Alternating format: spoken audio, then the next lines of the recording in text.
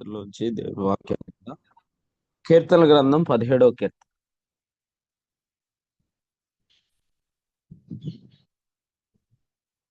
17వ కీర్తనలో 14 వచనం చాలు. లోకుల చేతిలో నుండి ఈ జీవిత కాలములోనే తమ పాలు పొందిన ఈ లోకుల చేతిలో నుండి నీ హస్తబలము చేత నన్ను రక్షింపము. నీవు నీ దానములతో వారి కడుపు నింపుచున్నావు. వారు కుమారులు కలిగి తృప్తి నొందుదురు. తమ ఆస్తిని తమ పిల్లలకు విడిచిపెట్టుదురు. నేనైతే నీ చాలు. నీ- 14వ వచనంలో ఈ జీవిత కాలములోనే తమ పాలు పొందిన ఈ లోకులు అనే మాట చూస్తున్నాం. మనము మన చుట్టూ ఉన్న లోకాన్ని అర్థం చేసుకొని మనం జీవించవలసిన వారంగా ఉన్నాం. ఈ లోక సంబంధులు ఈ జీవిత కాలంలోనే పాలు గలవారు. మనలాగా వారు క్రీస్తు న్యాయపీఠం, తర్వాత జనముల మీద అధికారం లేదా నిత్యత్వం ఇటువంటి నిరీక్షణకు చెందినవారు కాదు. కాబట్టి ఈ లోక సంబంధులు ఎవరో మనం గ్రహించగలగాలి, లేకపోతే గమనించగలగాలి. ఈ లోక సంబంధులు ఈ జీవిత కాలం మట్టుకే నిరీక్షణ గలవారని ఇదే మాట కొరింథీయులకు రాసిన మొదటి పత్రిక 15వ అధ్యాయం 19లో కూడా మనం చూస్తున్నాం. ఈ జీవిత కాలం మట్టుకే విశ్వాసులతో మాట్లాడుతూ ఏమన్నాడంటే, ఈ జీవిత కాలం మట్టుకే మనం క్రీస్తునందు నిరీక్షించు వారమైన యెడల మనుషులందరికంటే దౌర్భాగ్యులమై ఉందుమన్నాడు. ఈ జీవిత కాలం మట్టుకే నిరీక్షణ కలిగిన వారు లోక సంబంధులు. అయితే క్రీస్తునందు ఉన్నవారు కూడా చాలా మంది ఈ జీవిత కాలం మట్టుకే నిరీక్షణ గలవారు వలె బ్రతుకుతున్నారు. కారణం ఏంటంటే లోక సంబంధుల మధ్యలో ఉన్నాం కదా. సో లోక సంబంధుల్లాగా లోక మర్యాదను అనుసరించడం. రోమీయులకు రాసిన పత్రిక 12వ అధ్యాయం 2 రాత్రి మనం ధ్యానం చేసాం. ఈ లోక మర్యాద అంటే లోకములో ఉన్నాం కాబట్టి ఈ లోక మర్యాదను అనుసరించే అవకాశం ఉంటుంది. అయితే మరి ఈ లోక మర్యాదను అనుసరించకూడదంటే ఖచ్చితంగా మనము రూపాంతరత అనే అనుభవాన్ని ప్రేమించాలి. మీ మనస్సు మారి నూతన మగుట వలన రూపాంతరం పొందిరి అనే అనుభవం కొరకై మనము కనిపెట్టాలి. అందుకనే మత్తయి సువార్త 17వ అధ్యాయం 1వ వచనంలో రాయబడినట్లుగా యేసుక్రీస్తు శిష్యులు మాత్రమే, అంటే ముగ్గురు శిష్యులు మాత్రమే ప్రభువుకి అందుబాటులో ఉన్నారు. వారిని మాత్రమే ప్రభు ఎత్తైన కొండ మీదకి తీసుకెళ్ళి ఆయన రూపాంతరం చెందాడు. ఈరోజు మనము రూపాంతరత అనే అనుభవాన్ని ప్రేమించకపోతే మన మనస్సు మారదండి. అది నూతన పరచబడదు, అది రూపాంతరత చెందదు. అటువంటప్పుడు మనం ఉత్తమమును అనుకూలమైన దేవుని చిత్తం ఏదో తెలుసుకోలేం. మనం దేవుని చిత్తం తెలుసుకోవాలి, అందులో నడుచుకోవాలి. రోమీయులకు రాసిన పత్రిక 12వ అధ్యాయానికి ముందు వచనాలు ఏంటంటే 11వ అధ్యాయం 33 నుంచి, ఆహా దేవుని బుద్ధి జ్ఞానముల బాహుళ్యం ఎంతో గంభీరము, ఆయన తీర్పులు శోధింపనెంత అసఖ్యములు, ఆయన మార్గములు ఎంతో అగమ్యములు అని చెప్పాడు. అంటే మనం ఆ అడుగుజాడల్ని పట్టుకోవటం అసఖ్యం. తెలివైన వారమే చాలా చక్కగా మనం చాలా విషయాలు ఆలోచిస్తాం, కానీ దేవుని చిత్తం ఫైండ్ అవుట్ చేయటం అనేది అది అసఖ్యములు. దేవుని చిత్తం ఏదో పరీక్షించి తెలుసుకోవటానికి మన మనస్సు మారాలి.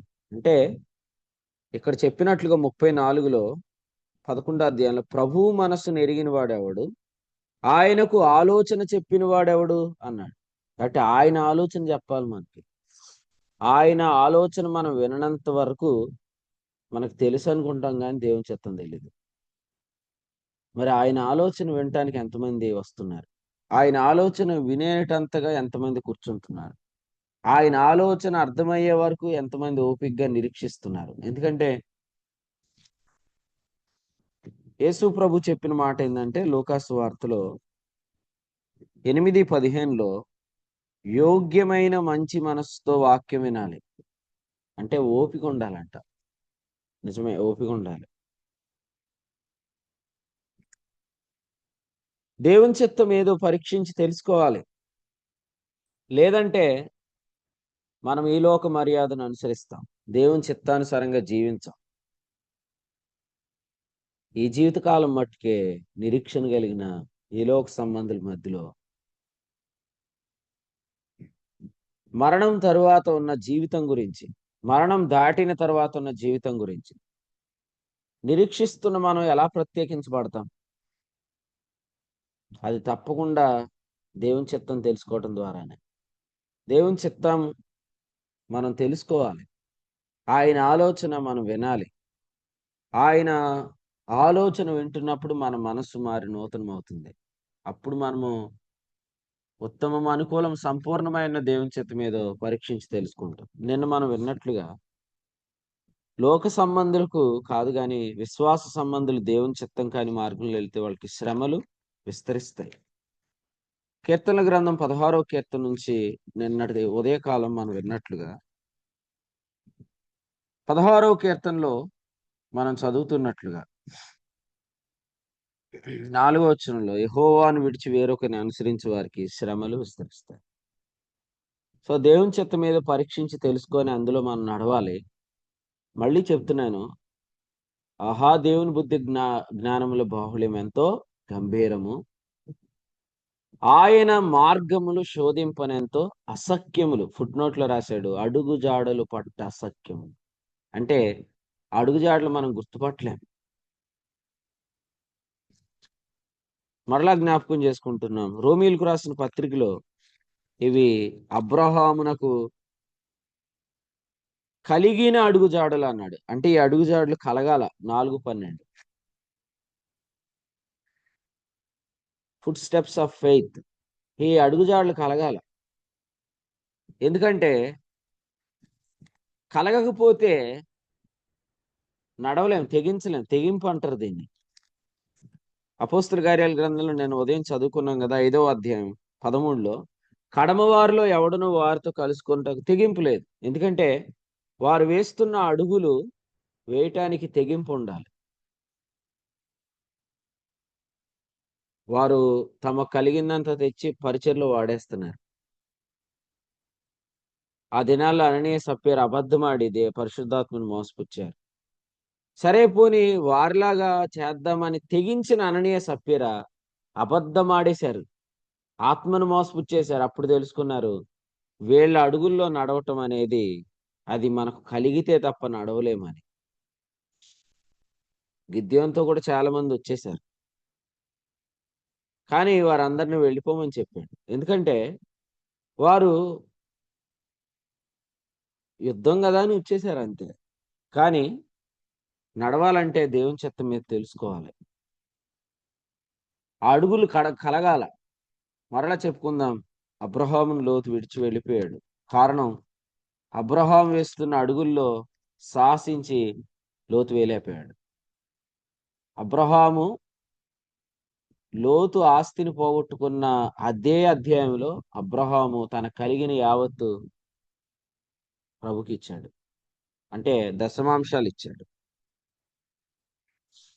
సో ఆలోచన చేయండి, ఈ అడుగులు కష్టమే.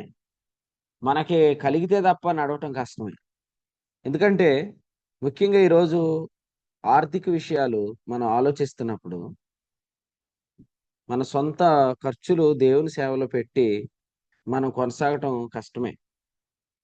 ముఖ్యంగా కుటుంబ జీవితం కలిగిన వారు, వైవాహిక జీవితంలోకి వచ్చిన వారు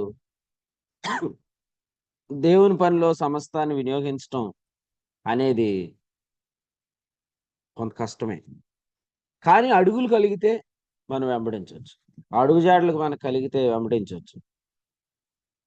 దేవునికి మనం ఇవ్వటం వల్ల మనం ఏమి నష్టపోం. దేవునికి ఇవ్వటం వల్ల మనం ఏం నష్టపోము. ఆదికాండము 22వ అధ్యాయంలో, నీవు ప్రేమించుచున్న నీకు ఒక్కడై ఉన్న నీ కుమారుని నా కొరకు అర్పించమని చెప్పాడు. ఆదికాండం 22వ అధ్యాయం 2వ వచనం. అలా అడుగుతాడు దేవుడు.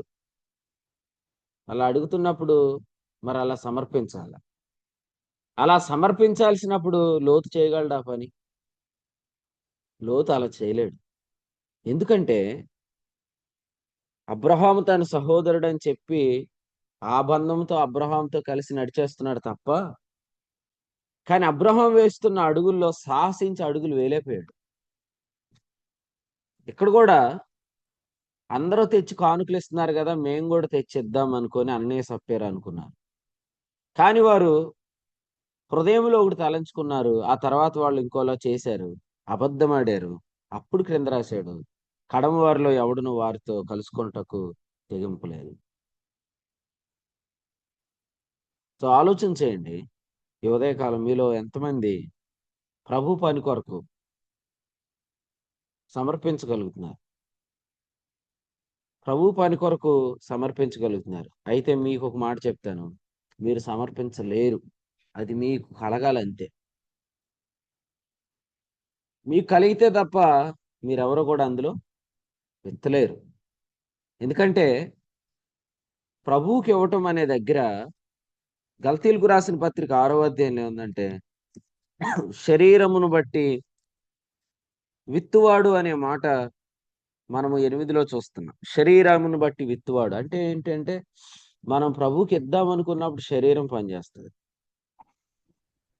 ఆలోచనలు చేసేస్తాం. నేను మొన్న ఈ మధ్యకాలంలో వాక్యంలో చెప్పినట్లుగా, మాసిదోనియా సంఘాలకు కలిగిన ఆ వరం మనకు కలగాల. వారి దాతృత్వం బహుగా విస్తరించింది. అసలు వాళ్ళు ఎవరో తెలుసా మీకు?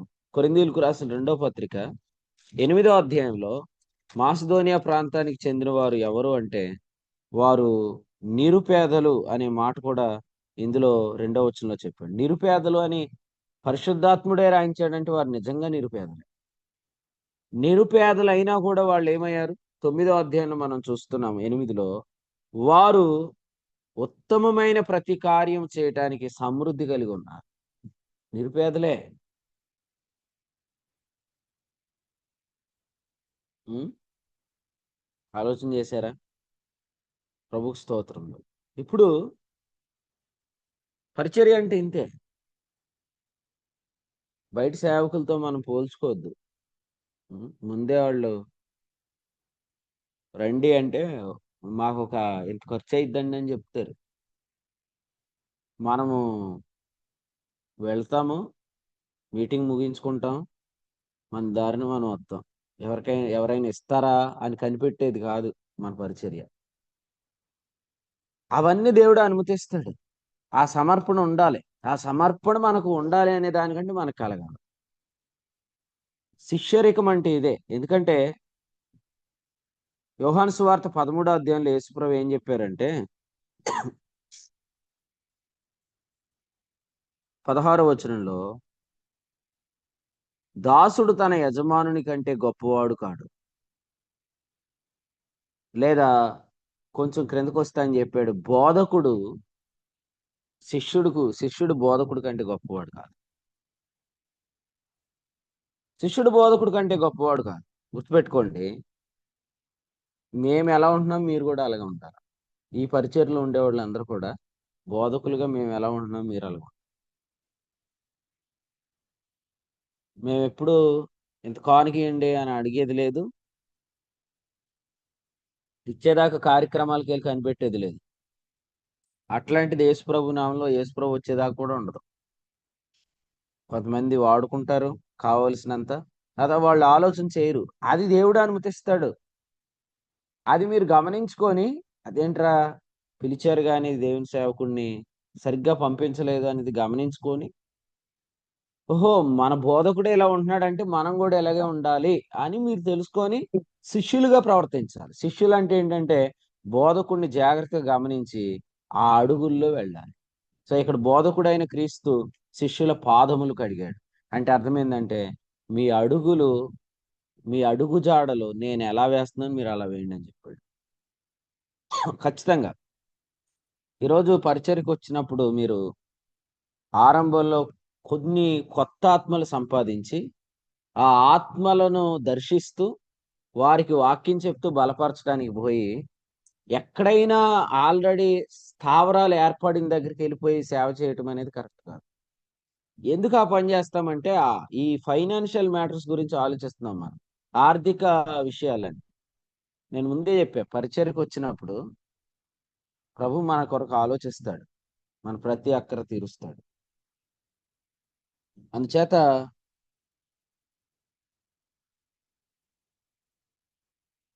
13వ అధ్యాయం యోహాను సువార్తలో ఇస్కరియోతు యోధ ఉన్నాడు. వాడు అసలు యేసు ప్రభువుని వెంబడించలేకపోయాడు. ఎందుకంటే వాడి దగ్గర డబ్బు సంచి ఉంది, వాడు అందులో దొంగిలిస్తా వస్తున్నాడు. ఇక్కడున్న వాళ్ళేమో ఉన్నదంతా సమర్పిస్తున్నారు, కానీ అడుగుల్లో వాడు అడుగేయలేకపోయాడు. ఎందుకంటే ఆ, అనుకుంటారు. సరే, నేను ప్రాక్టికల్గా మీకు ఒక ఎగ్జాంపుల్ చెప్తాను, కానీ ఇది నాకు చెప్పడం ఇష్టం లేదు. కానీ అంటే ఇలా చేయాలని చెప్పట్లేదు. ఎవరైనా ఇక్కడ ఉంటే మాత్రం నేను చెప్పిన విషయాన్ని ఎవరికి చేరవేయొద్దని ప్రభుపేట తెలియజేస్తున్నాను. చేరవేయొద్దంటే చేసే పని చేరవేయటమే అని నాకు తెలుసు, అయినా చేరవేయకండి అంతే. ఉమ్. అసలు మాకు ఇన్ని ఒళ్ళు నొప్పులు, శరీరం అలసిపోవటానికి, ఇంత కొంత జ్వరంలాగా రావటానికి గల కారణం ఏంటంటే కొంచెం ఎక్కువ ప్రయాణం చేసేసాం. ఆ, సత్యానూక్ గారు, పరిమళ గ్రేస్, తర్వాత మన గిద్యోన్ గారు, ఆల్రెడీ ముగ్గురికి ఫేవర్స్ వచ్చింది. నాకు కూడా విపరీతమైన ఒళ్ళు నొప్పులు వచ్చేసినాయి అనమాట. అంటే కారణం ఈ టెంపరేచర్ బాగా ఎక్కువ ఉంది. మొన్న మేము ఆ రిసెప్షన్, అదే మ్యారేజ్కి ఏదైతే వెళ్ళామో ఆ రోజు మేము 520 కిలోమీటర్లు ఏకదాటికి ఎండలో ప్రయాణం చేసాం. మా కారులో ఉన్న ఏసీ కూడా పనిచేయలేదు, అంత తీవ్రమైన ఎండలో ప్రయాణం చేసాం. అయితే మీకు ఓ విషయం చెప్తాను, అంటే పెద్దాపురం ప్రియులు ఇక్కడ ఉన్నారు కాబట్టి దయచేసి మ్యాటర్ షేర్ చేయకండి, మీరు అట్లా ఉంచండి. పెళ్లిలో కానీ రిసెప్షన్లో కానీ నేను ఒక్క రూపాయి కాను కూడా తీసుకోవాలి. మీకు ఎందుకు నేను ఈ మాట చెప్తున్నానంటే, ఉచితంగా ఎవడో సేవ చేయడు ఈరోజు. మనం ఎందుకు చేస్తున్నాం ఇదంతా అంటే, మన వల్ల మన వాక్యం విని ఎవరైనా ఇందులోకి వస్తారు, ఈ సత్యంలోకి వస్తారనే తప్ప మనము ఇందులో ఒక్క రూపాయి కూడా తీసుకో. ఎందుకంటే నాతో కూడా సేవకులు చాలా మంది ఉంటారు, వాళ్ళు ఏమనుకుంటారంటే పాస్టర్ గారి కవర్ అంది ఉంటది, మేము చిన్న సేవకులం కదా, ఆయన వెనకాల వస్తున్నాం కదా, మా కవర్లు ఇవ్వట్లేదు ఆయనకి ఇస్తున్నారేమో అనుకుంటారు. మీరు పొరపాటున ఎప్పుడు అనుకోకుండా అలాగా. నేను ఏదైనా ఉంటే ఓపెన్గా ఎందుకు చెప్పేస్తున్నానంటే మీకు, ఆ, ఆయనకంటే వాక్యం చెప్పి వాడబడుతున్నాడు కాబట్టి కవర్లు వస్తున్నాయి, మనకి ఎక్కడి నుంచి వస్తాయి?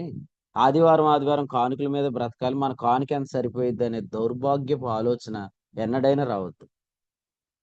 అంతెందుకు, నేను మీ మధ్య కూడా పరిచయం చేయడానికి వస్తాను కదా, మీరు ఇచ్చే కానుక మాకు ఆయిల్కే సరిపోదు. ప్రేమతో చెప్తున్నాను, ఆలోచన చేయండి. ఇదంతా ఏంటంటే సొంత ఖర్చు దండులో పెట్టుకొని చేసే సేవ అంతే. కానీ ఒక్క రోజు కూడా లోటు ఉండదు, మళ్ళీ సమృద్ధిగా ఇస్తాడు ప్రభు. ఒక కక్కుర్తితో ఎక్కడో భోజనం చేద్దాము అని ఉండదు, దారిలో సమృద్ధిగా. మాతో కారులో వచ్చిన వాళ్ళని అందరు రెస్టారెంట్కే తీసుకెళ్తాం. మీరు ఎవరు, మా సహోదరులను ఎవరినైనా అడగండి, ఆ, మాతో కారులో తిరిగే బ్రదర్స్ని ఎవరినైనా అడగండి, మంచి రెస్టారెంట్స్కి తీసుకెళ్తాం, మంచి భోజనం పెట్టేస్తాం. ఒకటి నా జేబులో నుంచి అని వెళ్తే, రెండు హనోక్ గారు, అంతే. వీళ్ళిద్దరు తప్ప ఎవరు ఖర్చు పెట్టరు.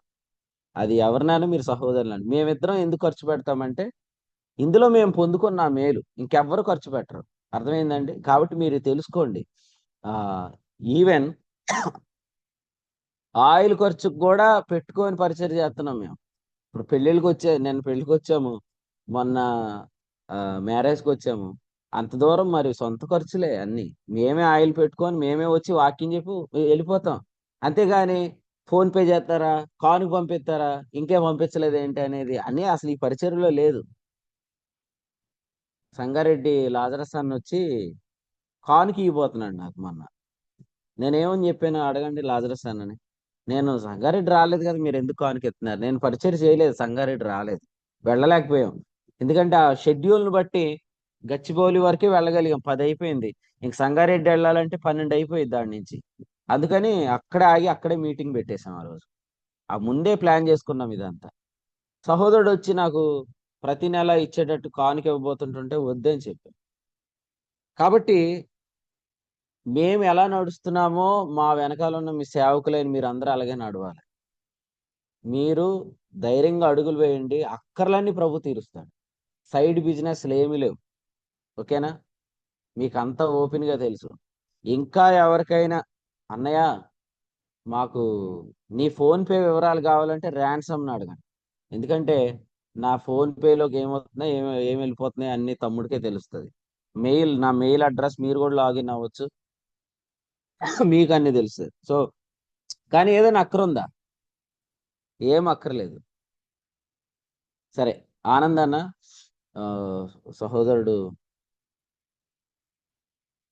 అన్నున్నాడు కదా, అసలు అన్న ఫ్యామిలీ అంతా మేము రావటం మేము చూసినప్పుడు మేము ఆ రోజు చాలా సంతోషించాం. ఎందుకు సంతోషించామంటే మనల్ని దేవుడు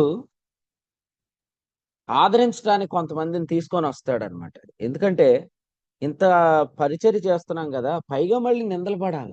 ఇంత మనం సొంత ఖర్చులు పెట్టి చేసినా వాళ్ళకేంటి, వాళ్ళ అక్కర్లు ఏదోలా తీరుతాయి, మనకి ఎవరిస్తారు అనే ఒక ఆలోచన కొంతమందిలో వచ్చేస్తే వాళ్ళ వల్ల మళ్ళీ మనం నిందలు పడాల్సి వస్తుంది. అటువంటప్పుడే దేవుడు క్రొత్త వారిని తీసుకొచ్చి పరిచర్య లేదు, అది జరుగుతుంది, మా దాకా వచ్చింది, ఈ వాక్యం మా ద్వారా ఇంకా కొంతమందికి వెళ్తుంది అనే ఆదరణకరం. అన్నోళ్ళు వచ్చి చెప్పింది ఏంటంటే మా నాన్నగారు కూడా వింటున్నాడు అని వాళ్ళ నాన్నగారి చేత మాట్లాడిచ్చారు. కాబట్టి మీరు ఆదరించబడాల్సింది ఎలాగంటే ఈ త్యాగాలన్నీ నష్టమేం అయిపోవండి, వీటి ద్వారా పరిచర్య ముందుకెళ్ళిపోయింది. అలాగని చెప్పి కూర్చుకోవడానికి చెదిరిపోతే మాత్రం హెచ్చుగా కూర్చుకున్న వానికి ఎక్కువ మిగలదు, తక్కువగా కూర్చుకున్న వారికి తక్కువ కూడా ఖచ్చితం కాదు. కొరింథీయులకు రాసిన 2వ పత్రిక 8:14లో మనం చూస్తాం. నేను చెప్పకూడదు కానీ ఇంకో సేవకుడి గురించి కూడా, యోగ్యుడైన సేవకుడి గురించి దేవుని సేవకులు రాజేష్ అన్న అకౌంట్లో ఒక్క రూపాయి కూడా లేదు, ఒక్క రూపాయి కూడా లేదు. రీసెంట్గా నాకేం చెప్పాడంటే బర్నబాబు రీఛార్జ్ చేయమని చెప్పాడు. నేను అన్నయ్యకి నేనే రీఛార్జ్ చేశాను. ఆయనకి రీఛార్జ్ అంత అవసరమా అనుకుంటారేమో. ఆయన డైలీ వాక్యం చెప్పాలి, ప్రతిరోజు ఆయన యూట్యూబ్లో లైవ్ ఇవ్వాలి. లైవ్ ఇవ్వాలంటే నెట్ బ్యాలెన్స్ ఎక్కడి నుంచి వస్తుంది? అంటే సేవ అనేది అదేదో మనకు ఆస్తులు ఉన్నాయి కాబట్టి చేసేయట్లేదు, ఇందులో త్యాగం ఉంటుంది. నేను చెప్పే కదా సేవకుడి గురించి, ఆయన అంతలా పడిపోయినా దేవుడు ఎత్తి పట్టుకున్నాడు. సో ప్రభు తన సేవకుడిని మరవడు, ఈ త్యాగాలు మరవడు. ఇంత ఖర్చులు ఉండి కూడా ఉండిలో మందిర పని జరిగిస్తున్నారు, ఆ మందిరం నిర్మిస్తున్నారు. కాబట్టి మీరేదో చేయాలని కాదు, సమృద్ధిగా కలిగి ఉన్నామని నేను ముందే చెప్పాను. ఇవన్నీ ఎందుకు చెప్తున్నానంటే ప్రాక్టికల్గా మరి కొంతమందికి తెలియదు, సీక్రెట్గా ఫోన్ పేలు వెళ్ళిపోతున్నాయేమో, కవర్ ఏమైనా మాకు తెలియకుండా ఇచ్చారు మాకు ఇవ్వలేదేమో అనే దురాలోచనలు ఎవరికి మీలో ఎప్పటికీ రాకూడదు అనమాట. నాకు తెలుసు, కుటుంబం కలిగి ఉన్న వాళ్ళు సేవ చేయటం అనేది అది సామాన్యమైన సంగతి. కొంతమంది దానికే బెదిరిపోయి పూర్తి సేవకు రారు. రాకుండా పార్ట్ టైం పరిచర్య అని, అసలు పార్ట్ టైం మినిస్ట్రీ అనేది బైబిల్లో లేదు. ఎక్కడైనా ఉంటే నాకు వాక్యం చూపించండి మీరు ఎవరు. ఫుల్ టైం మినిస్ట్రీయే ఉంటుంది. సేవా పిలుపు అంటే ఇక ఆయనే పోషిస్తాడని వచ్చేదే సేవా పిలుపు. వచ్చి ఇంకెవరి మీద ఆనుకోకూడదు. ఆల్రెడీ కట్టుబడిన సంఘాల్లోకి వెళ్ళి వాక్యం చెప్పేవాడు సేవకుడు కాదు. కొత్తగా పరిచర్య ప్రారంభించాలి, వాళ్ళని దర్శించాలి. వాళ్ళ దగ్గర నుంచి వచ్చిన సొమ్ముతో మనం మరొక చోట, అంటే పౌలు వాడినట్లుగా అక్కడ కానుకలు తెచ్చి కొరింథీలో వాడాడు. మాసిదోనియా వారు అవసరాలు తీరుస్తూ వచ్చారు. ఫిలిప్పిలో కూడా వాళ్ళు మాటి మాటికి అవసరం తీర్చారు. అలాగూ కానీ లోటు రాదు. చాలా ఆశ్చర్యకరమైన విషయం ఏంటంటే ప్రభు ఏ లోటు రానియడు. నేను ఇప్పటికీ చెప్తున్నాను, మా ఇంటిలో ప్రతి ఆదివారం ఒక కుటుంబం లాగా అందరూ ఒక 20 మంది భోజనం చేస్తాం. ప్రతిపాటి జాన్ అడగండి, ఇస్రాయేల్ అన్న అడగండి, ప్రతి ఆదివారం. మా సంఘంలో ఎంతమంది ఉంటారు కదా, పెద్ద పెద్ద మాటలు చెప్పేవాళ్ళు కూడా ఉంటారు. ఎవరైనా ఎప్పుడైనా ఇంతమంది వస్తున్నారు బయట నుంచి, ఒక ఆదివారం తీసుకెళ్లి భోజనం పెడదామని అంటారేమో చూడండి, ఎవ్వరు అనరు. అలాగని మేము వాళ్ళకి అవకాశం అస్సలేవు, ఎందుకంటే అది మాకు దీవెన. నేను ఏం చెప్తున్నానంటే సేవకుడు కానుకలు తీసుకోకపోవడం అనేది దాంతో పాటు కొన్నిసార్లు మనమే కొంతమందికి ఆహారం పెట్టాలి. యేసుప్రభు ఏమన్నారు? మీరే వారికి భోజనము పెట్టండి. ఈ పరిచర్య కూడా ఎలా చేయకూడదు? సణుగుతూ చేయకూడదు. 9వ అధ్యాయంలో నేను పేరు చెప్పను కానీ ఒక సిస్టర్ గారు ఏమన్నారంటే, ఆ మీరేదో తీర్మానం చేసుకున్నారు కదా ఖర్చు పెట్టడానికి, అది మీరు చివరిదాకా చేసేటట్టయితేనే చేయండి, మధ్యలో వదిలేటట్టయితే చేయొద్దని చెప్పారంట. ఆ బ్రదర్ అన్నాడంట, నేను చివరిదాకా చేస్తానన్నాడంట. అవును, ఏదైనా ఒకటి స్టార్ట్ చేసినప్పుడు ఆరంభంలో బాగానే ఉంటది కానీ తర్వాత సణుక్కుంటా ఉంటారు. కొరింథీయులకు రాసిన 2వ పత్రిక 9:7లో సణుక్కోకూడదు, బలవంతంగా చేయకూడదు. కాబట్టి ఇది వరం అంతే. తొట్టిలో పిండి అయిపోదు, బుడ్డిలో నూనె అయిపోదని మనం చూడాలా వద్దా? ప్రాక్టికల్ గా చూడాలంటే ఇవ్వాలి కదా. ఇవ్వాలంటే మనం ఇవ్వలేం కదా. కాబట్టి ఆయన మనకు వరం ఇవ్వాలి. ఈ అడుగు జాడలు పట్ట అసఖ్యములు, వీటిలో మనం సాహసించి నడవలేం. అసలు యేసు ప్రభువుని వెంబడిస్తున్న వారి గురించి మనం విన్న వర్తమానం ఏంటంటే, ఆ మార్క్స్ వార్త 10వ అధ్యాయం 32లో ఆయన ముందు నడుస్తుంటుండగా ఆయనను వెంబడించే వాళ్ళు విస్మయం పొందారు, భయపడిపోయారు, నడవలేకపోయారు. ఈయన ఎలా నడుస్తున్నాడు రా అని. అబ్రహాము లోతు వెంబడించలేకపోయాడు. అననీయ సప్పిరాలు ఆనాడు విత్తుతున్న వారిని వెంబడించలేకపోయారు. ఇలా మీరు ఆలోచిస్తే అది చాలా అసాధ్యం. విశ్వాసపు అడుగుజాడలో నడవటం చాలా అసాధ్యం. కేవలం మన మనస్సు మారి నూతనమవటం. అసలు మన ఆలోచనలే పాడు చేసేసుకుంటున్నాం కదా. మన మనసులే పాడు చేసేసుకుంటున్నాం. అసలే కడుక్కోవలసిన మనస్సుని పాడు చేసుకుంటే మనం ఇంకా అడుగుజాడల్లో ఏమి నడుస్తాం? సాహసించలేం. ఎంత సాహసించినా ఒకానొక రోజు చేతులు ఎత్తేస్తాం. అమ్మోయ్ మన వల్ల కాదు, ఇందులో మనం నష్టపోతామేమో అనే భయం వేస్తుంది. కానీ తిమోతి 6:6 ఈ దైవ భక్తి లాభసాధనమే గాని నష్టమేమీ ఉండదు. అంబానీ అయినా నష్టపోతాడేమో గాని నమ్మకమైన గృహ నిర్వాహకుడు ఎప్పుడు నష్టపోవడాన్ని మీరు రమ్మండి. ఎందుకంటే నేను చెప్పట్లేదు, పౌలు గారే చెప్పాడు. ఏం చెప్పాడంటే 6వ అధ్యాయంలో సర్వ సమృద్ధి నాకు ఉంది అన్నాడు. సారీ, 4వ అధ్యాయంలో 18 నాకు సమృద్ధిగా ఉంది, నాకు సమృద్ధిగా ఉంది అన్నాడు. సో మీరు కూడా పౌలు గారిని నమ్మండి, ఆయన చెప్పిన మాట నమ్మండి. ఆయన చెప్పింది ఏంటంటే నాకు సమృద్ధిగా ఉంది. 17 నేను ఈవిని అపేక్షించి ఎలాగో చెప్పట్లేదు. వివరాలు చెప్పాలి కొన్నిసార్లు, చెప్పకపోతే మరి అపోహలు ఉండిపోతాయి కదా. అపోహల్లో తీసేయాలా? మన విశ్వాసుల అపోహలు ఉండటం ఏంటండి? ఓపెన్ గా చెప్పేసేయాలా, రైట్ నేను ఇలా ఉంటున్నాను, ఇది నాదే. ప్రాక్టికల్ క్రిస్టియన్ లైఫ్ అనేది ప్రభువు మీకు ఖచ్చితంగా అనుగ్రహిస్తాడు. ఫిలిప్పీలకు రాసిన పత్రికలో పౌలు అతి శ్రేష్టమైన జ్ఞానం నిమిత్తమై నష్టంగా ఎంచుకున్నాడు. కానీ దేవునికి స్తోత్రం, అతడు నష్టపోలేదు. నష్టంగా ఎంచుకోవాల్సినవి నష్టంగా ఎంచుకున్నాడు. ఎస్, ఈ అడుగుల్లో నడవటానికి కొంత మనం నష్టంగా ఎంచుకోవాలి కొన్ని, అంతే. ఈ చుట్టూన్న లోకం ఎప్పుడు వ్యాపారం మీద బతుకుతుంది, జీవన వ్యాపారం మీద. అందుకని అది చూడగానే మన కంగారేసేసి లోక మర్యాదను అనుసరించాలనిపిస్తుంది. ఆల్రెడీ అలా వెళ్ళిపోయిన వాళ్ళు చాలా మంది ఉన్నారు. వాళ్ళని చూసి కూడా మనం తొందరపడిపోతాం. కానీ ఈ ఉదయకాలం వాక్యంలో ఏమొచ్చిందంటే 17వ కీర్తనలో నా నడకలను స్థిరపరచు ప్రభు అన్నాడు. నా నడకలు స్థిరపరచు. 5వ వచనం, నా కాలు జారలేదు. దేవునికి స్తోత్రం, నా కాలు జారలేదు. సేవకు వచ్చేంత కాలమైంది, నా కాలు జారి నేను మరలా వెనక్కి తిరగలేదు అని మనం చెప్పాలి. నేను ఎటువంటి బిజినెస్ చేయలేదు, ఎటువంటి వ్యాపారం చేయలేదు. ఓకే, అట్లా మీరు చెప్పాలి. ప్రభు అలా నడిపిస్తాడు ఖచ్చితంగా. ఎందుకంటే నీ మార్గములు యందు నా నడకలు స్థిరపరచుకొని ఉన్నానని చెప్పాడు జాకబ్ గారు, అవును కదా.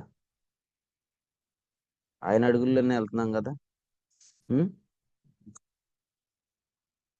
కష్టాలు ఎదురైనా నా యాత్రను సాగించు అని పాడుకుండే. నష్టాలలోనైనా స్తుతి చేయుట నేర్పించు, నేనున్న స్థితిలోనే సంతృప్తిని కలిగించు, ఏమున్నా లేకున్నా నీ కొరకై బ్రతికించు. వాక్యం అదే. ఒక చిన్న ప్రార్థన చేసుకోండి అందరూ. ఇలాగ అడగండి ప్రభువుని, నీ మార్గముల యందు నా నడకలు స్థిరపరచు. నీ మార్గముల యందు నా నడకలు స్థిరపరచు. అడగండి, ప్రభు ఖచ్చితంగా స్థిరపరుస్తాడు. సో 11వ వచనం, మా అడుగు జాడలను గుర్తుపట్టి వారిప్పుడు మమ్మను చుట్టుకొని ఉన్నారు, మమ్మను నేలను కూల్చుటకు గురి చూచున్నారు. ఎస్, మనం వేస్తున్న అడుగు జాడల్లో చాలా మంది గుర్తుపడతారు. కొంతమంది ఎలాగ బ్రతుకుతున్నారు, ఏంటి వీళ్ళు ఎలా చేస్తున్నారు ఈ అడుగులని వారు అనుకుంటారు. కానీ ఒక విధంగా చెప్పాలంటే మనం వెళ్తున్న దారిని శత్రువు అంచనా వేయలేడు, అట్లా ప్రభు నడిపిస్తాడు. తూర్పు దేశపు జ్ఞానులు వారు హేరోదు ఖడ్గానికి దొరకకుండా ప్రభు వారిని నడిపించాడు. మత్తయి సువార్తలో 2వ అధ్యాయంలో మనం చూసే గొప్ప సంగతి ఏంటంటే, తూర్పు దేశపు జ్ఞానులు వారు 2వ అధ్యాయంలో మనం చూస్తున్నాము, 12లో దేవుని చేత బోధించబడిన వారే వెళ్ళారు, శత్రువుకు దొరకని అడుగుజాడు. నిజమే, ఎందుకంటే వారు చీల్చుటకు ఆతురపడు సింహం, చాటైన స్థలములో పొంచు కొదమ సింహం. శత్రువు ఎలాగా ఉంటాడు, మన అడుగులను గుర్తుపట్టి మనలను దాడి చేయాలని అనుకుంటాడు. కానీ విశ్వాసం యొక్క అడుగుజాడలో నడుస్తున్నప్పుడు మనం వాడికి దొరకం. వాడు ఏమనుకుంటాడు, ఈ దారి గుండా వస్తే పట్టేద్దాం అనుకుంటాడు, ఆ దారి గుండా మనం వెళ్ళాం. ఎవరిని మృంగుదునా అని శత్రువు ఏం చేస్తున్నాడంట, సింహము గర్జించు సింహం వలె. అక్కడ రాస్తూ అన్నాడు, లోకమందున్న మీ సహోదరులు ఈ శ్రమల్లోకి వచ్చేసారా అన్నాడు 9లో. లోకమందున్న మీ సహోదరులు ఈ విధమైన శ్రమల్లో, ఎందుకంటే ఈ మార్గం గుండా వాళ్ళు వస్తారు. ఇప్పుడు ఏదో ఒక సమస్య కలుగుతుందండి, సమస్య కలిగినప్పుడు శరీరానుసారంగా మనం ఆ దారిలోకి వెళ్తాం. అక్కడే ఉంది సింహం, అది అక్కడే అది ఏం చేస్తుందంట, పొంచి ఉన్నదంట. ఇందాక చెప్పినట్లుగా ఎంతవరకు చేస్తాడు, ఎంతవరకు ఉంటాడు, తీసుకోకుండా ఎంతవరకు వెళ్తాడు. ఏదో ఒక రోజు బ్రదర్ నేను రావాలంటే ఒక 10,000 ఖర్చు అయిద్దయ్యా, 5,000 దీనికి అయిద్దయ్యా, 5,000 నాకు ఇస్తారయ్యా అని వాడు రాడా, ఇటు వస్తాడు కదా, వచ్చినప్పుడు వేసేద్దామని చూస్తుంది అది సింహం. కానీ ఆ దారి గుండా మనం వెళ్ళకూడదు. లోకమందున్న మీ సహోదరులు దానికి దొరికిపోయారు, ఆ దారిలో అది ఉన్నది అనే మాట మనం గమనిస్తున్నాం. 17వ కీర్తనలో చాటైన స్థలములలో అది పొంచి ఉన్నది అన్నాడు. ఆ స్థలం గుండా నువ్వు ఎందుకు వెళ్తున్నావు? లేదన్నా చాలా మంది కూర్చుకోవడానికి వెళ్ళారు, వాళ్ళు కూర్చుకుంటున్నారు కదా నేను వెళ్ళానంటే, అప్పుడు చెప్పాడు, ఎక్కువగా కూర్చుకున్న వారికి ఎక్కువ మిగలేదు, తక్కువగా కూర్చుకున్న వారికి తక్కువ కాలేదు. లోక మర్యాదను అనుసరించద్దు, ఓకేనా? ఎవరో ఏదో కోసేసుకుంటున్నారు అని అనుకోవద్దు. నీకు బోధకుడు ఉన్నాడు, నువ్వు ఒక శిష్యుడివి, నువ్వు వారి అడుగుజాడల్లో నువ్వు వెళ్ళాలంతే. ఇక ఎవరిని ఏ మర్యాద వద్దు, ఎవరినో చూసి అనుకోవద్దు వాళ్ళు ఏదో వెనకేసేసుకుంటున్నారు, మనం ఏదో నువ్వు నష్టపోయేది లేదు యేసు ప్రభు నామంలో. దైవ భక్తి లాభ సాధనమే గాని నష్టపోయేది లేదు. మొన్న మా తమ్ముడు రాజేష్ ఎలా అంటున్నాడు, తినటానికి అన్నం ఉండటానికి వస్తూ ఉంటే చాలు అన్నాడుగా దేవుడు, అవి ఉన్నాయి కదా ఎందుకు. మా కాలేబు గారిని అన్నాడు మా తమ్ముడు. కాలేబు గారు ఆ నిన్న మా డేవిడ్ రాజు అన్న అంటున్నాడు, కాలేబు గారు ఖచ్చితంగా 55 ఉంటాయండి అన్నాడు. బస్సులో అంటున్నాడు, నిజంగా డేవిడ్ రాజు గారు నా వయసు కరెక్ట్ చెప్పేశాడు అంటున్నాడు ఆయన. ఇప్పుడు చెప్పండి, అంతేనే, ఎక్కువ ఎక్కువ ఉందేమో చెప్తాడులే తర్వాత మీకు ఫోన్ చేసి. ఒక 60 వేసుకోండి. 60 సంవత్సరాలోడికి 20 సంవత్సరాలోడు చెప్పాడు ఏమనంటే, డిఎస్సి నోటిఫికేషన్ పడలేదని తెగ బాధపడిపోతున్నాడు. అన్నా అన్నం వస్త్రం ఉంది చాలన్నా, 2 సంవత్సరాలే మనం ఉండేదని. కొంతమంది అనుకుంటున్నారు బర్నబాస్ అని 2 సంవత్సరాలు అంటున్నాడు కానీ ఇంకెక్కువ ఉంటామేమోలే, ఈలోగా జాబ్ కొట్టేసి ఆ జాబ్ చేస్తూ వచ్చి సేవ చేసేద్దాం అనుకుంటున్నారు. తెంగర ఆలోచనలు వదిలేయండి. అన్నం వస్త్రం ఇచ్చిన దేవునికి స్తోత్రం చెప్పండి. వస్త్రాలు లేవా? ప్రతిరోజు నాన్ వెజే కదండి మా ప్రియుడు. మొహం మీద కొడితే ఎవరికైనా బాధే కదా, మొహం చూపించుకోలేరు, వీడియో ఆఫ్ చేసేయాలి కాసేపటికి, అని ఉంచాలి తప్పదు, ఈయన వదలడు మనల్ని. నిజమే. కానీ ప్రభుకి స్తోత్రం చెప్పండి. ఎందుకంటే రోజు నాన్ వెజ్ తింటాడు మా సహోదరుడు.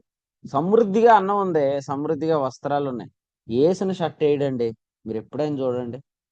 ఒకసారి ఎవరైనా జగన్నాథపురం వస్తే కాలేవు గారి ఇంటిని ఒకసారి దర్శించండి. మొదన్న ఒకసారి చెక్ చెయ్యి. నువ్వు ఎన్ని షర్ట్లు ఉంటాయి అనుకున్నావు? నాకే ఉండవు అన్ని షర్ట్లు. మా సహోదరుడు దేవునికి స్తోత్రం. అందుకని అన్న వస్త్రాలు ఉంటే చాలు. ఉం? 2 బళ్ళు ఎవరికైనా ఉన్నాయి మీకు? 2 బళ్ళు మా సహోదరుడికి. 2 బండ్ల మీద తిరుగుతాడు. కారు కొనలేదు అనుకుంటున్నారా? మా కారు ఆయన కారే కదా. దేవుడు మాకు ఇచ్చిన కారు ఆయనదే. ఆయన ఓనర్లా కూర్చుంటాడు పక్కన సీట్లో. సో ధన్యుడు ఆయన. కాబట్టి మీకు ఏది కావాలో అది ఉందండి. మీరు ఏదో కూర్చుకోవడానికి వెళ్ళిపోవద్దు దయచేసి. ఎందుకంటే ఒకవేళ నిజంగా మీకు ప్రభు ఆ తాత్పర్యం ఇస్తే వెళ్ళండి, కానీ బోధకుడిని వెంబడించండి. ఎందుకంటే మనం అందరం ఇప్పుడు ఎక్కడికి వెళ్ళిపోతున్నాం? ఫైనాన్షియల్ బ్రేక్ త్రూలోకి వెళ్ళిపోతున్నాం. తొందరగా ప్రభు ఆ వరాన్ని మన మీద కుమ్మరించబోతున్నాడు. మరి దాని కొరకు మీరు పట్టణంలో నిలిచి ఉండండి. అంతే తప్ప ఇస్కరియోతు యోధా లాంటి దొంగ పనులు చేయకండి. ఎందుకంటే వాడు సంపాదించిందంత ఇసిరేసి వెళ్ళిపోయి ఆత్మహత్య చేసుకున్నాడు. ఆడంత ఫూల్ అయిపోయాడు చూసారా? యేసు ప్రభుని అమ్మేసాడు. ఉం?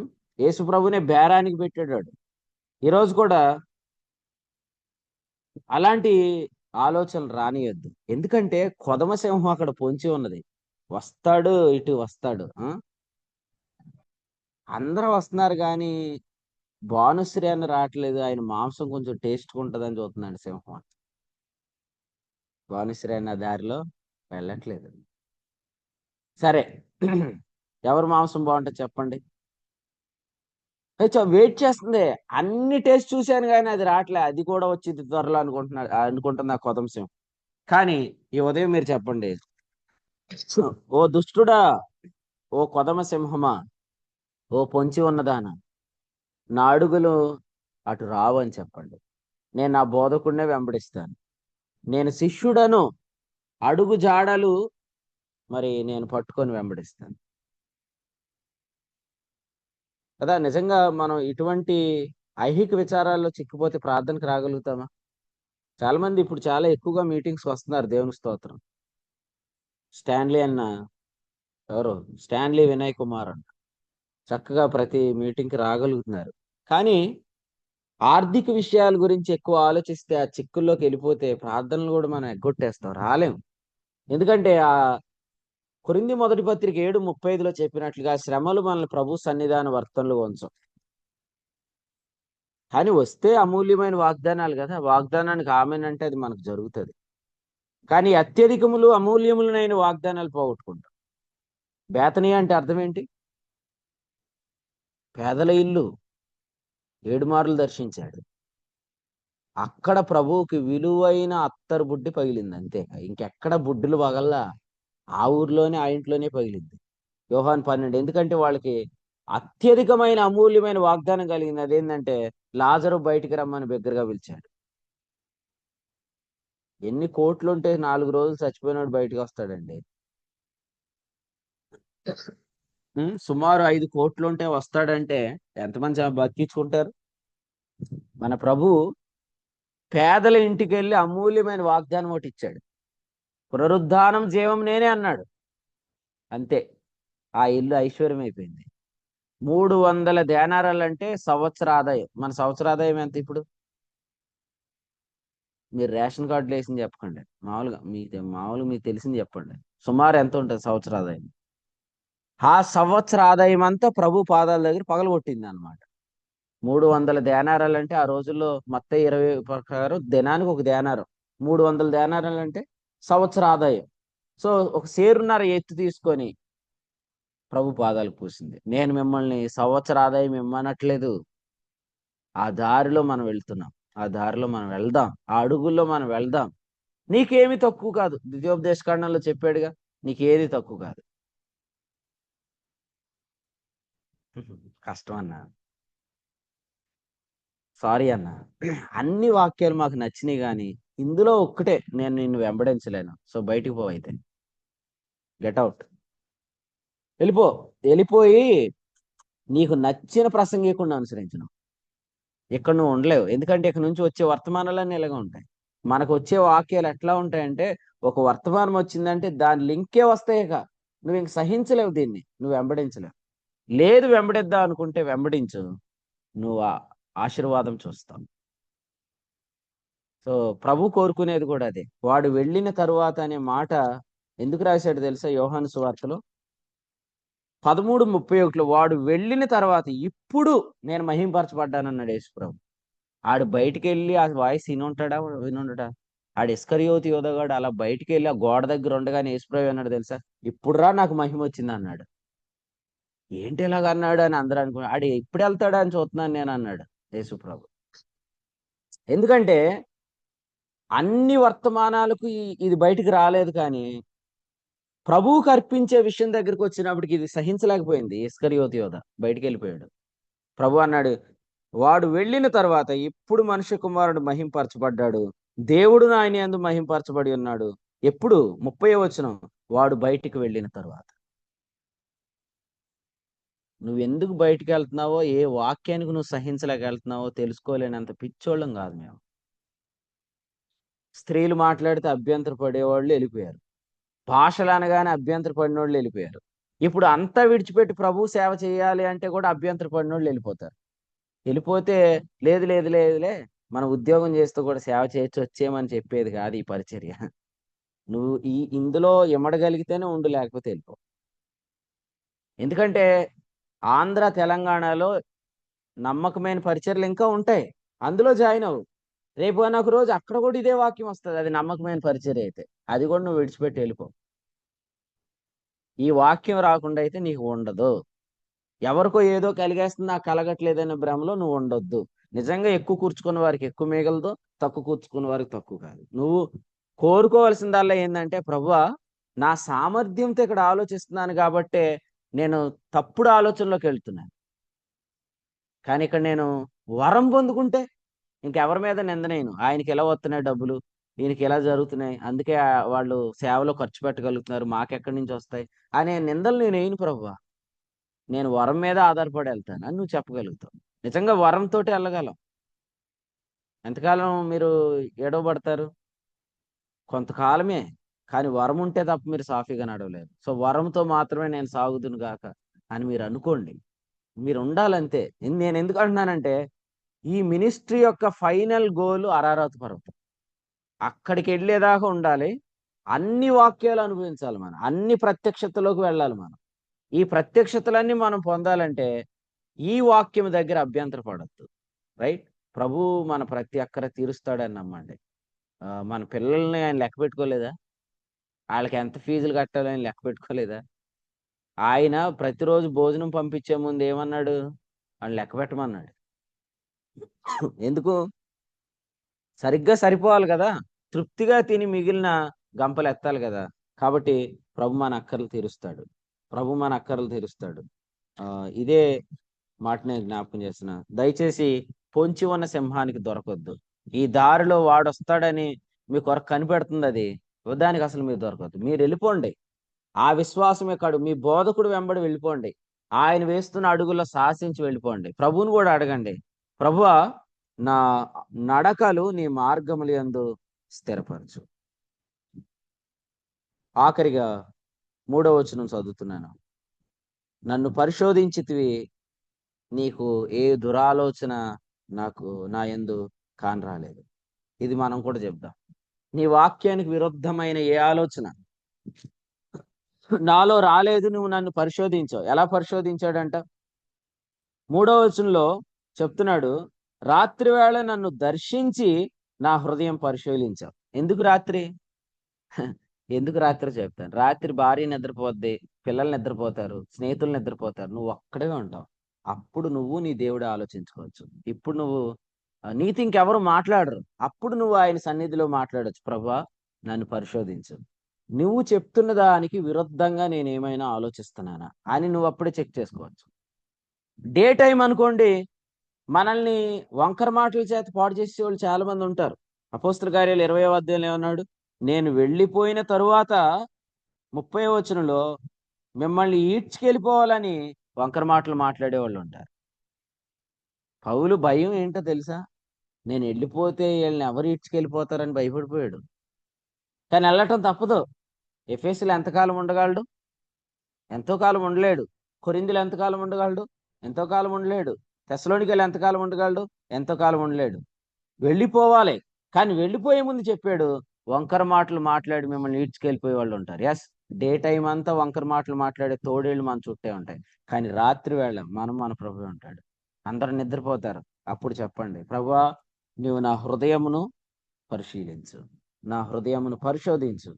ఏం చెప్పాలంటే, ఇదిగో ఏ దురాలోచన నీకు కనపడట్లేదు నాలో అని మీరు చెప్పాలి. అప్పుడు ఎవరికైనా ఫోన్ చేస్తే లిఫ్ట్ చేస్తారా? 11, 12 టైంకి చేయరు. వాళ్ళని అడగలేం. ఒకే ఒక ఆయన ఉంటాడు మెలకుగా, ఆయనతో మాట్లాడుకోవచ్చు. అప్పుడు మీకు అర్థమైద్ది. అప్పుడు మీరు చెక్ చేసుకుంటారు, అననీయని పాడు చేసింది ఎవరు? సప్పీరా కాదా? సప్పీరాని పాడు చేసింది ఎవరు? అన్నయ్య కాదా? వాళ్ళిద్దరు నిద్రపోయే టైమే రాత్రి వేళ. అప్పుడే ప్రభు మెలకుగా ఉంటాడు. ఆయన ఒక్కడే, నా భార్య ఇలా చెప్తుంది, నువ్వు చెప్పు ప్రభు. నా భర్త ఇలా చెప్తున్నాడు, కాదు నువ్వు చెప్పు. నా హృదయాన్ని నువ్వు పరిశోధించు. నీకు ఏదైనా దురాలోచన నాలో కనిపిస్తుందా? కనిపించట్లేదా? దేవునికి స్తోత్రం. కనిపిస్తుందా? దాన్ని నేను సరి చేసుకుంటాను, దాన్ని నేను కడుక్కుంటాను అని చెప్పండి. ఎందుకంటే అందరి ఒపీనియన్స్ మీద ఆధారపడకండి. ఆలోచన ప్రభువుదై ఉండాలి.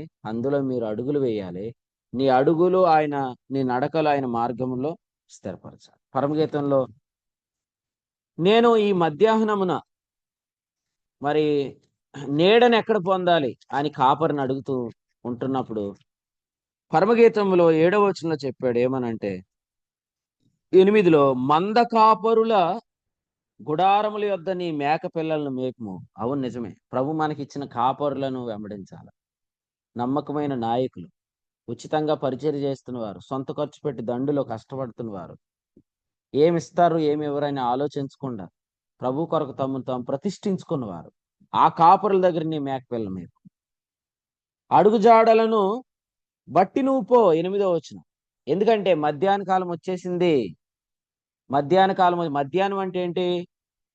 అది మన దగ్గర ఉన్న నీటినంతటిని పీల్చేసుకుంటది. అది సామర్థ్యాన్ని అడుగుతుంది. ఆపద్దినం. అప్పుడు నువ్వు నీడకెళ్ళిపోవాలి. నీడకెళ్ళిపోవాలంటే ఏం చేయాలా? మంద కాపురుల అడుగుజాడలను బట్టి పోవాలి. Okay.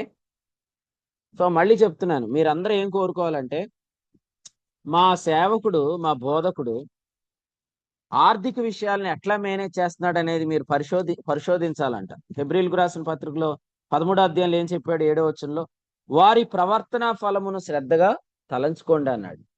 So how they are managing their money. వాళ్ళు ధనాన్ని ఎలా నిర్వహిస్తున్నారు అనేది మీరు దగ్గరుండి చూడండి. మళ్ళీ సేవకులు కూడా చెప్తున్నాను, మీరు ధనాన్ని ఎలా నిర్వహిస్తున్నారో ఓపెన్ గా పెట్టేసేయండి. సీక్రెట్ గా ఏం చేయొద్దు, ఓపెన్ గా పెట్టే. నా దగ్గర ఇంత అమౌంట్ ఉంది, నేను వారాల్లో ఇలా ఖర్చు పెడతాను, నేను ఇలా ఖర్చు పెడతాను, ఓపెన్ గా చెప్పండి. ఓపెన్ గా సేవకుడికి ఆ గొప్ప భాగ్యం ఉంది. భాగ్యం అనుకుంటారు, ఏమనుకుంటారు, కానీ మిగిలిన వాళ్ళందరూ అలా చేయకూడదు. అది మీ ప్రైవసీ. కానీ బోధకుడు ఖచ్చితంగా ఇలా చేయండి, నా దగ్గర ఇంత అమౌంట్ ఉంది, నేను ఇలా ఖర్చు పెడతాను. ఎందుకంటే మిగిలిన వాళ్ళు చూసి నేర్చుకుంటారు. నీ మంద కాపరుల యొద్ద నీ మేక పిల్లలను మేపు. ఎందుకంటే మధ్యాహ్న కాలం వచ్చేసింది, ఎండ తగిలే వేళ వచ్చేసింది. ధనవంతుడు తన ప్రయత్నాల్లో వాడిపోతున్నాడు. ఎందుకంటే సూర్యుడు ఉదయించి వడగాలి కొట్టి గడ్డిని మార్చివేయక దాని స్వరూప సౌందర్యం నశించును. అలాగే ధనవంతుడు తన ప్రయత్నాలు మధ్యాహ్నం వచ్చిందంటే మనము శరీరానుసారంగా వెళ్ళిపోతాం. ఎందుకంటే డిమాండ్స్ కదండి, ఎన్నో రకాల అప్పులు, ఆర్థిక విషయాలు. ఈ ఎండ దెబ్బకి ఏం చేస్తామంటే శరీరానుసారంగా లోక మర్యాదను అనుసరించి ఆ పొంచి ఉన్న కొదమ సింహానికి దొరికేస్తాం. అందుకని ఇక్కడ ఏం కోరుకుందంటే, మందను నేను మధ్యాహ్నం ఎక్కడికి మేపాలి, నీడకు ఎక్కడికి తోలుకొని రావాలంటే ఆయన ఇచ్చిన ఆన్సర్ ఏంటంటే, నా ప్రియురాల నారీమణి సుందరి, అది నీకు తెలియకపోయినా మంద కాపురుల గుడారముల యొద్ద నీ మేకపిల్ల. బోయాజు కూడా ఏమన్నాడు? వేరొక పొలంలోనికి వెళ్ళొద్దు, మధ్యాహ్నం అయిందంటే నువ్వు నా దగ్గరికి వచ్చేసే, మనం కలిసి భోజనం చేద్దామని చెప్పాడు. సో ఈ తలంపులు మీ అందరికీ ప్రభు మీ హృదయాల్లో ముద్రించును గాక. సో ఈ కీర్తనను బట్టి మనము వేరొక దారిలో వెళ్లకుండా ఉందాం. ఎందుకంటే ఈ 15వ వచనం 17వ కీర్తనలో చెప్పాడు, నేను మేలుకొన్నప్పుడు నీ స్వరూప దర్శనంతో నా ఆశ తీర్చుకుంటా. మీ ఆశలు ఎలా తీర్చుకుంటారు? ఉదయకాలం రాగానే జూమ్లో ప్రభు ఏం మాట్లాడతాడో దాంతో నా ఆశ తీర్చుకుంటారు. నా ఆశ అలాగే తీర్చుకుంటాను అని అనుకోండి. సక్సెస్ఫుల్ ఆర్గనైజర్ యేసుప్రభు ఒక్కడే. అవునా కదా? సత్యం కంప్యూటర్స్ అయిపోయింది, అగ్రిగోల్డ్ అయిపోయింది, ఎన్నో బ్యాంకులు ఎత్తేసారు, ఎన్నో కంపెనీలు ఎత్తేసారు. కానీ 2000 సంవత్సరాలుగా సంఘాన్ని ఆయన పోషిస్తున్నాడు, సంరక్షిస్తున్నాడు. ఏదైనా తోటను కాయలేకపోయాడు కదండి. పరమగీతంలో ఆమె ఏమంటుంది? నేను నా సొంత తోటను కాయకపోతిని అనింది. ఆమె తన సొంత తోటను కాయలేకపోయింది. ఏదేను వనాన్ని కాయలేకపోయాడు. కానీ యేసుప్రభు తన తోటను 2000 సంవత్సరాలుగా ఆయన సేద్యపరుస్తున్నాడు, కాస్తున్నాడు, పోషిస్తున్నాడు, సంరక్షిస్తున్నాడు.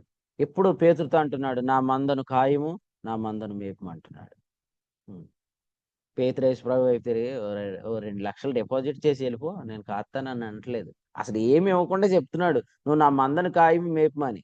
వీళ్ళందరినీ మేపాలంటే ఒక్కొక్కడు ఎలా తింటాడో అన్నట్టు పేతురు అనుకుంటున్నాడు. ఎలా తిన్నా కూడా నువ్వు మేపాలంతే.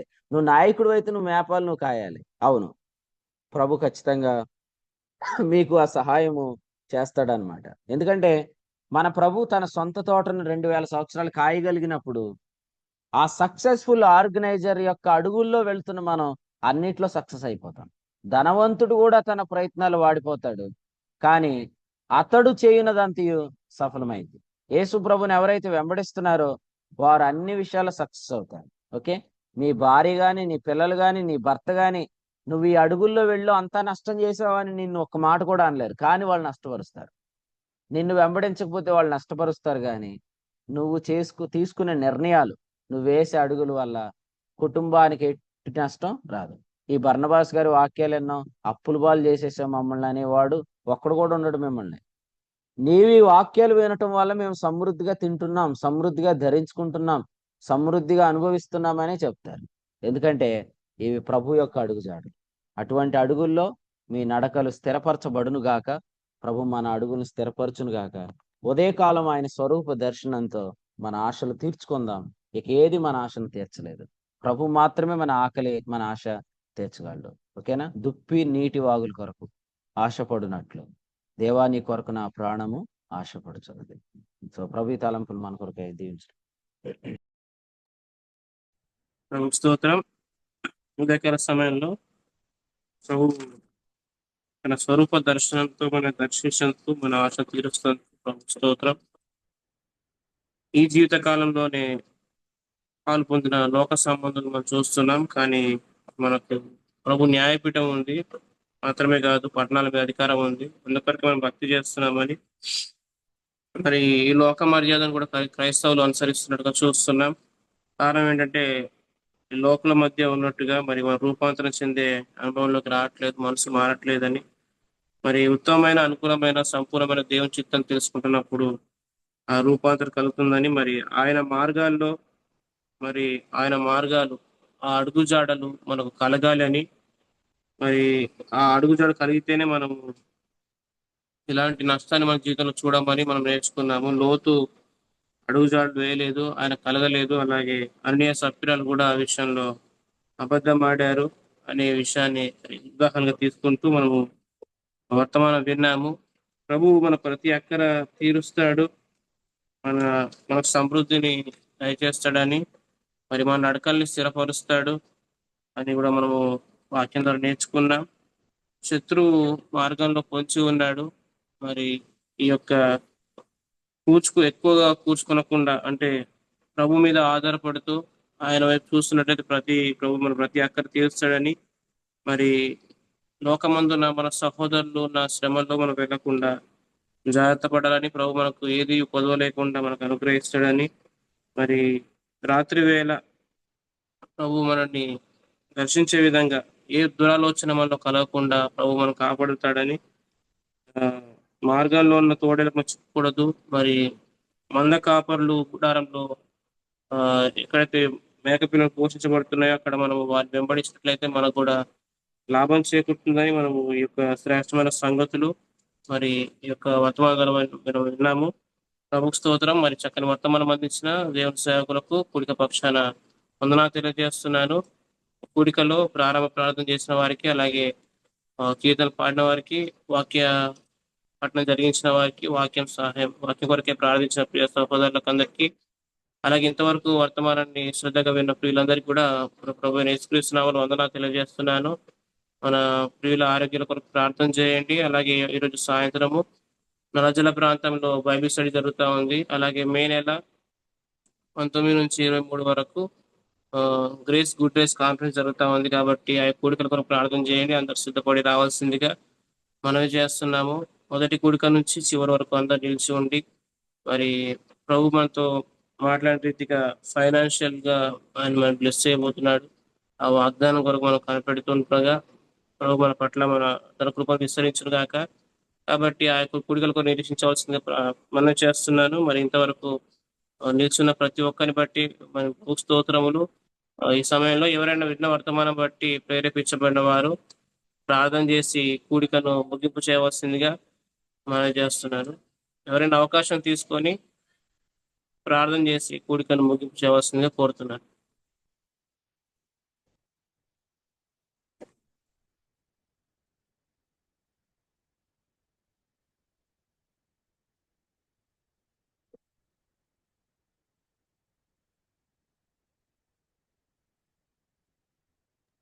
ప్రార్థన చేస్తానండి అయ్యగారు. చేయండి. మొదటిగా దేవునికి వందనములండి. వాక్య ఉపదేశకులైన బర్నబాస్ గారికి ఇప్పుడు వచ్చిన అందరికి కూడా వందనములండి. పరిశుద్ధుడును మహాగణుడైన దేవ, నీకే స్తుతి స్తోత్రం వందనం చెల్లిస్తున్నాం ప్రభా. ఇంతవరకు నైనా నీ శ్రేష్టమైన వర్తమానాన్ని, నీ కృపావార్తను ఉదయకాల సమయంలో ప్రభా నీవు మాకు అందించిన విధానాన్ని బట్టి, నీ యొక్క ముఖదర్శనం మా ప్రతి అవసరత తీరుస్తున్నందుకు, ఆత్మీయంగా మమ్మల్ని బలపరుస్తున్నందుకు వందనములు ప్రభా. నువ్వు ఇచ్చిన ఈ అవకాశాన్ని బట్టి నీకే స్తుతి మహిమ స్తోత్రం ప్రభా. తండ్రి నాయన లోకం నుండి మమ్మల్ని రక్షించము ప్రభా. నాయన నీకు స్తోత్రం ప్రభా. ఈ లోకంలో జీవిస్తున్న మాకు మా ప్రతి అవసరతను తీరుస్తావని, నాయన నీ స్వరూప దర్శనం మా ప్రతి అవసరతను తీరుస్తున్నావని తండ్రి, నాయన నీ దాసుని ద్వారా మీరు మాట్లాడారు. మా మార్గంలో మేము వెళ్తున్నాడు మధ్యలో సింహము ఎదురవుతుందని, చాటైన స్థలంలో అది మమ్మల్ని భక్షిస్తుందని ప్రభా మీరు సెలవిచ్చారు ప్రభా. ఇదిగో తండ్రి మేము ఇటుపడితే అటు వెళ్లకుండా మంద కాపరులను వెంబడించే వారంగా మేము ఉండాలని మీరు మాకు హెచ్చరించారు బాబు. నీకు స్తోత్రం ప్రభా. తండ్రి ఇదిగో తండ్రి లోతు మరి అబ్రహాంని సరిగా వెంబడించలేకపోయాడు, నష్టాన్ని తెచ్చుకున్నాడు. అలాగే అననీయ సప్పెర కూడా వెంబడించలేకపోయారు ప్రభా. తండ్రి నష్టపోయారు ప్రభా. మేము అలా ఉండకూడదని మమ్మల్ని హెచ్చరించారు. అందుని బట్టి స్తోత్రం ప్రభా. తండ్రి ఎక్కువగా కూర్చుకున్న వాడికి ఎక్కువగా కలగలేదు, తక్కువ కూర్చున్న తక్కువ కాలేదని మీరు సెలవిచ్చారు బాబు. నీకు స్తోత్రం ప్రభా. యేసయ్యానికి స్తోత్రం ప్రభా. నాయన ఈ వాక్యం ద్వారా మమ్మల్ని ఎంతగానో నాయన హెచ్చరించారు. మాలో ఉన్న ప్రతి లోపాన్ని సరిచేస్తున్నారు ప్రభా. నీకు స్తోత్రం ప్రభా. ధనవంతుడు తన ప్రయత్నాల్లో వాడిపోవడం సెలవిచ్చారు ప్రభా. అతడు చేయనిదంతా సఫలమైన కీర్తన ఒకటి మీరు సెలవిచ్చినట్టుగా నిజమే ప్రభా. ఎన్ని కష్టాలు వచ్చినా ఎన్ని నష్టాలు వచ్చినా నీ కొరకు మేము నిలబడి నీ పని చేసినప్పుడు ప్రభా నీ యొక్క నాయన కృపలో మా ప్రతి అవసరతను తీర్చి నడిపిస్తారని మీరు సెలవిచ్చారు ప్రభా. నీకు స్తోత్రం ప్రభా. తండ్రి మందల అడుగు జాడలు బట్టి వెళ్ళినప్పుడు ప్రభా మంద కాపుర్లు మేకపిల్ల పెంచినట్టుగా ప్రభా వారిని వెంబడించినప్పుడు ప్రభా తండ్రి మేము కూడా నీ అడుగు జాడల్లో ప్రభా వెళ్ళటానికి ఒక మాదిరిని మాకు ఈ లోకంలో ఉంచారు ప్రభా. దాన్ని నాయకుని వెంబడించి సాగిపోయే కృపను మాకు అనుగ్రహించండి ప్రభా. యేసయ్యా నీ కృపలో మమ్మల్ని బలపరచు, భద్రపరచండి ప్రభా. శ్రేష్టమైన వర్తమానంతో మంచి మంచి తలంపులు ఇచ్చి హృదయానందంతో నింపుతున్న దేవానికి స్తోత్రం ప్రభా. యేసయ్యానికి స్తోత్రం ప్రభా. యేసయ్యా నువ్వు ఇచ్చిన భాగ్యాన్ని బట్టి స్తోత్రం ప్రభా. అనేక ప్రత్యక్షల ద్వారా మాట్లాడుతున్నావు తండ్రి. నీకు స్తోత్రం ప్రభా. నీ దక్షిణాస్త బలంతో మమ్మల్ని నడిపిస్తున్నారు ప్రభా. నీకు స్తోత్రం నైనా మీ యొక్క నామంలో నన్ను ప్రతి అవసరం తీరుస్తున్నారు ప్రభా. స్తోత్రం ప్రభా. నిజమే ప్రభా. ప్రయాస విషయంలో నీ కుమారులు కూడా ఎంతో ఖర్చు పెడుతున్నారు, ఏపరుస్తున్నారు. అయినా సరే మరి తిరిగి అది ఇస్తారని నీ కుమారుడు ద్వారా మీరు సెలవిచ్చారు ప్రభా. తండ్రి విన్న వాక్యము తండ్రి వినటమే కాదు కానీ పాటించే వారంగా మేము నేను వెంబడించే వారంగా ఉండాలని మీరు ఆశపడుతున్నారు ప్రభా. దుప్పి నీటి వాగులు కనుక ఆశపడినప్పుడు ఆశగల ప్రభా ఎలా తీరుస్తారో ప్రభా. మా ఆశలన్నీ కూడా మీరు తీరుస్తూ నడిపిస్తున్నారు ప్రభా. మా సుధోనియ సంఘం వారు ప్రభా వారు నిరుపేదలైన ప్రభా అయ్యా వారు నైనా దాతృత్వం నువ్వు బైబిల్లో రాయించమంటే వారి పేదలే కానీ ఇచ్చిన విషయంలో ప్రభా ఎంతగానో ప్రభా నాయనా నిన్ను ఘనపరిచారు ప్రభా. అయ్యా నాయనా ఏసయా నైనా ఏసయా తండ్రి బీదల గ్రామంలో ప్రభా అత్తరుబడి పగిలింది ప్రభా. 1 సంవత్సరం జీవనోపాధి ప్రభా అది ఖర్చు పెట్టి నీ నామాన్ని మహిమపరిచారు ప్రభా. అలాగే శాతాన్ని వెళ్ళినండి నీ నామం మహిమపరచబడింది ప్రభా. అయ్యా నైనా ప్రతి అవసరతను తీర్చేవారు ప్రభా. కష్టాల గుండా వెళ్ళినప్పుడు ప్రభా ఆ కష్టాల్లోనే మాకు ఉపాయం ఇచ్చి ఆలోచన ఇచ్చి నడిపించేవారు తండ్రి. స్తోత్రం ప్రభా. శ్రేష్టమైన తలంపులు ఇచ్చి నువ్వు మాట్లాడిన విధానాన్ని బట్టి స్తోత్రం ప్రభా.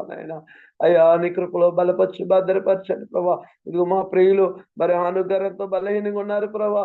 అయ్యా నేను దినం చూసిన చాలా నాయన బాధేస్తుంది. అయ్యా నీ కుమారుడు ఎప్పుడు ఎలక్టివ్ ఉండేవారు ప్రభా. వారికి మంచి ఆరోగ్యం దయచేయండి ప్రభా. మీరు స్వస్థపరచండి ప్రభా. నేను స్వస్థపరిచేవో నేనన్నారు ప్రభా. నీవు పొందిన గాయం ద్వారా స్వస్థతయా వారు మరలా తిరిగి ఆరోగ్యంతో మరలా పాల్గొంటకు సహాయం ఇచ్చండి ప్రభా. పరమశిష్ఠుడు గారిని జ్ఞాపకం చేసుకోండి. వారికి జ్వరం నుండి విడుదల దయచేయండి ప్రభా. గిజ్జోని గారిని స్వస్థపరచండి ప్రభా. అయ్యా మా ప్రియులు ఇగో తండ్రి మరి బర్మాసాయి గారు కూడా ఒళ్ళెప్పుడుతో బాధపడుతుంది వారిని కూడా స్వస్థపరచండి ప్రభా. సహాయం ఇచ్చండి ప్రభా. అలాగే వారు చేస్తున్న సేవా పరిచయలు అన్ని చోట్ల నీ దక్షిణాస్తం ఉంచండి ప్రభా. మీరు కృప చూపించండి ప్రభా. అలాగే ప్రభా గుడ్డెస్ కాన్ఫరెన్స్ విషయంలో ప్రభా మీరు సహాయం చేయండి ప్రభా. కావలసిన సమస్తాన్ని సిద్ధపరచండి ప్రభా. అయ్యా నీ గుప్పులు విప్పితే సర్వజీవుల కొరకు తీర్చబడినట్టుగా ప్రభా. దానికి కావలసిన మీటింగ్ కావలసిన ఏర్పాట్ల విషయంలో సమస్తము సిద్ధపరచండి ప్రభా.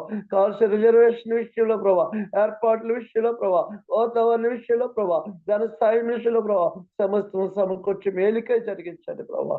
నీ కృపలో బలపరచమని భద్రపరచమని నీవు ఇచ్చిన అవకాశాన్ని బట్టి వందనం చెల్లిస్తూ కొద్ది ప్రార్థన చేర్చుకోమని యేసయ్య నామమున వేడుకున్నాం తండ్రి. ఆమేన్. ఆమేన్ ఆమేన్. ముగింపు ప్రార్థన చేస్తున్న ప్రియులు డేవిడ్ రాజు గారికి ప్రభుపేట వందనాలు తెలియజేస్తున్నాను. అలాగే కూడికలో ఇప్పుడు నిల్చున్న వారందరిని బట్టి ప్రభు స్తోత్రం. ఒకరికొకరు వందనాలు తెలియజేసుకున్న తర్వాత ఈ యొక్క కూడిక ముగింపు చేయబడుతుంది. అందరికీ వందనాలు అండి. అందరికీ వందనాలు. అందరికీ వందనాలు. అందరికీ వందనాలు. అందరికి వందనాలండి. అందరికీ వందనాలు. అందరికీ వందనాలండి. అందరికీ వందనాలు. అందరికీ వందనాలండి. అందరికీ వందనాలండి. అందరికీ వందనాలండి. అందరికీ వందనాలు. అందరికీ అందరికీ వందనాలండి.